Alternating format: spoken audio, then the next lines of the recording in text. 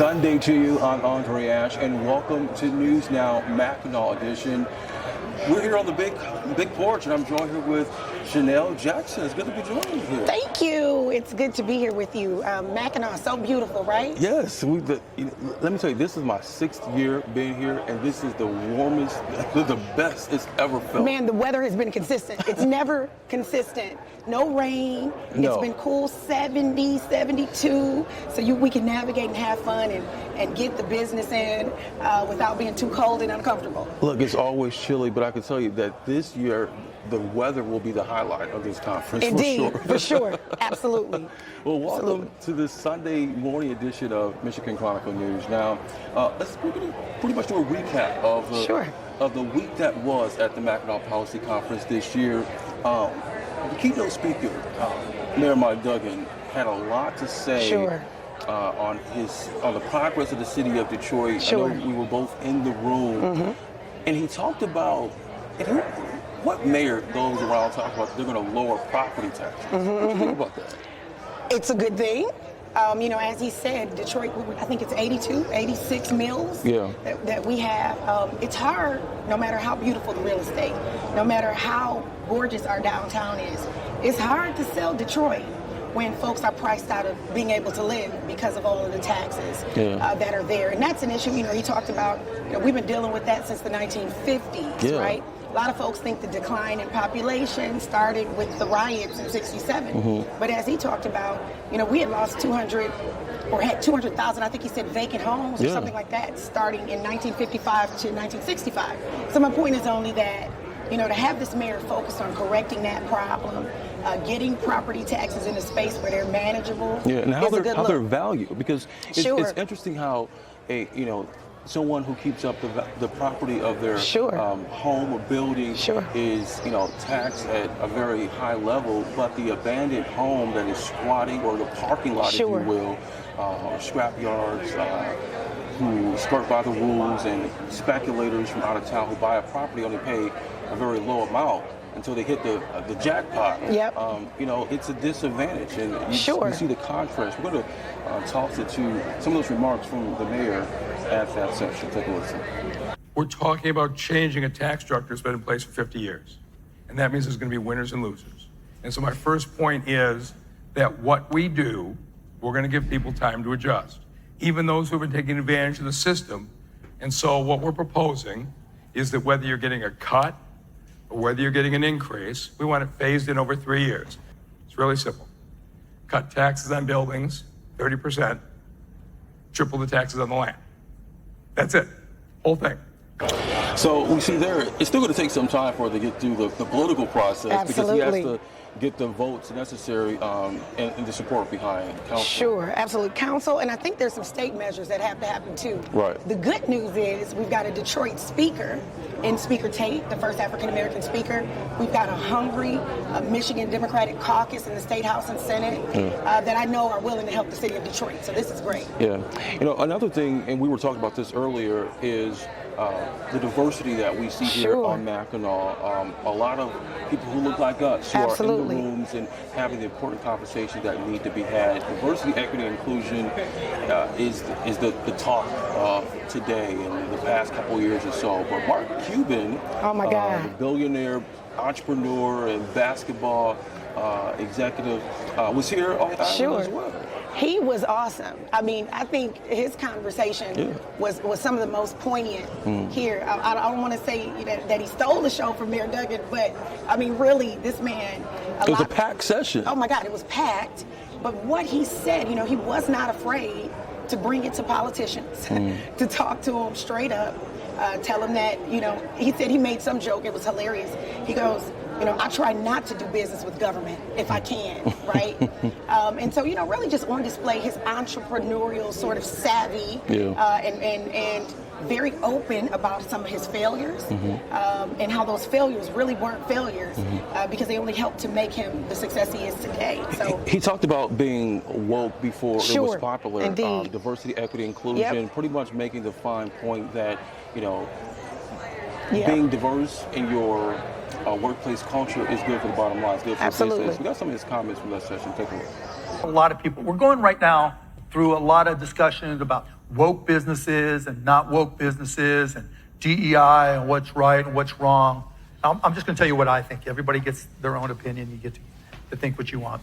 I think your business needs to match the demographics of your prospects and your customers. That whoever you're selling to, you will connect better if the people that work for you look like the people that can buy from you. And when you have those people who look like the people you're trying to sell to, they tend to understand them more, right? They tend to have a better connection. And that... Yeah, so as you saw there, I mean, the chamber able to pull in some big names. I mean, really. And they've got a great team, including Dennis Archer and some of the other great folks that are over there. But let me tell you what he said that really hit me, if I could just sit here for a second. You know, he talked about, Mark Cuban talked about, you know, you can call it woke, you can call it whatever it is that you want to call it. But at the end of the day, if you're selling anything, you need to make sure that your team, your staff looks like your prospect, looks like your customer, right? Yeah. So he's like, you know, I'm doing this because it's the right thing to do, but I'm also doing it because it's what makes my businesses have profit, which means I can have people working and we can keep this dollar flowing. And so, you know, I love that. I love that he wasn't afraid to say that. I love that he gets diversity and equity and inclusion and is really living it in his company. It's an interesting backdrop that he talks about the whole woke aspect of diversity, equity, inclusion. You can't take away from the political aspect of the environment that's happening right now. But, you know, speaking of politics, the governor, of course, is always here. And we had a chance to talk with her earlier. We boast 3.8% unemployment rate. We haven't been south of 4%, but 3 times since 1970. One of them is happening right now. And it tells you that people are back to work, that our efforts to close the skills gap are helping people get into better paying jobs. As we think about Michigan's economic future, there are a number of things we got to do. And make sure that we've got great places for talent to call home. Got to make sure that people have the skills they need to get into these good paying jobs. And we've got to make sure that we're landing economic development so that we grow our economy, grow Michigan businesses, and lure others to invest here. So, a lot of... She is touting news of the state's improved economics and also population growth. What does that mean for the average Detroiter, and how does it make sense for the rest of us? You know, for me, the big theme here is, and I'm going to tie it into what you're asking, is entrepreneurship, right? When I think of Detroiters, that's really kind of who we are. And so when Governor Whitmer talks about growth in population, right? When she talks about new economic investment and interest in Michigan in general, more customers, more opportunity for Detroiters to get rich, more opportunities for Detroiters to get on new ventures and business in places and spaces that we had not been operating before. But it's interesting that we're even in the same conversation of population growth when you talk about people who want to move to Florida, move to Texas, or move to Georgia. And, you know, and Georgia said, or Atlanta said, we don't need any more. But we're in that same conversation of, you know, people wanting to come here. And so what are those selling points? Well, I think Detroit's history, right? What are we in place of? Detroit forever. When it's raining, when it's snowing, when the sun is shining, we get money, right? We figure out ways to prosper. We figure out ways. Find a way to get the bag. Exactly, right? That's who we are. And so, you know, again, with overall growth in population for the state, with overall new emerging technologies and economic opportunities, that just means to me, for that Detroiter and for folks who are vested in our city, more opportunity to get to the bag, right? More opportunity to make money and to prosper and to start to build legacy and wealth for your families. And that's what it's all about for me. You know, you said that, a song just came to my head, it takes money to make money. Indeed. Right. You know, we talked about the mayor earlier selling Detroit's progress, but another part of Detroit's progress or steady move forward is the area of arts and culture and, and the creatives. And just selling that to this Detroit audience. Rochelle Riley had a great session that you were in. She was amazing. And I mean, she's our new director of arts and culture in the city of Detroit. What a leader. I mean, in the short time that they've had that division at the city of Detroit, I think she said it was 2020 they launched in the middle of the pandemic. I mean, we saw the gorgeous memorial they did for folks we lost down in Belle Isle. But then now she's got Detroit ranked, gosh, on an amazing chart. We're, I think, 4th in the nation for murals. the mayor in his 2022 State of the City introduced Blight to Beauty. It's a campaign to transform public spaces in Detroit by tearing down abandoned structures, creating beautiful streetscapes, and painting art on everything. We are a part of a national mural movement, enlisting artists to help change our city from gray to glorious, from granite to Capayao.